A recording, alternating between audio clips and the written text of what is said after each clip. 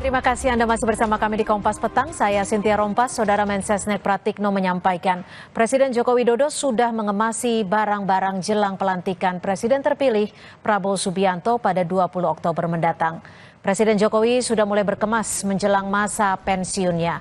Pratikno bilang Jokowi pusing membereskan barang-barangnya. Sejumlah barang yang dikemas adalah foto hingga buku dan barang lain.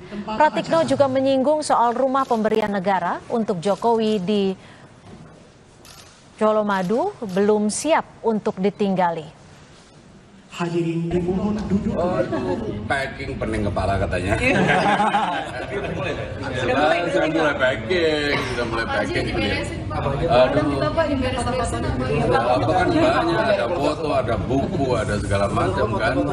Rumah pemberian negara kepada Pak Jokowi yang ada di Colomadu Karanganyar itu sudah bisa dihuni belum Pak setelah Pak Jokowi pernah tugas? Kelihatannya belum. Karena seharusnya itu kan pembangunan rumah dari negara kepada calon mantan presiden dan calon wakil presiden itu sudah lama harusnya udah ada tahun, tapi Pak Presiden Jokowi enggak nanti aja.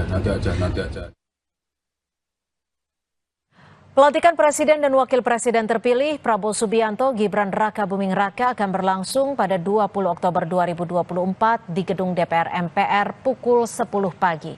Tak hanya mengundang Presiden, Wakil Presiden terdahulu, dan pimpinan partai politik, MPR juga akan mengundang 2 kandidat calon presiden dan wakil presiden yang berkontestasi di pemilu 2024, yakni Anies Baswedan, Muhaimin Iskandar, serta Ganjar Pranowo dan Mahfud MD.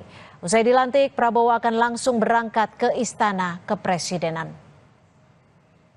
Insya Allah pelantikan akan dihadiri oleh sejumlah tokoh-tokoh, termasuk akan dihadiri selain presiden dan wakil presiden terpilih, juga akan dihadiri oleh kami akan undang kandidat presiden, kandidat wakil presiden dalam kontestasi presiden 2024 kemarin.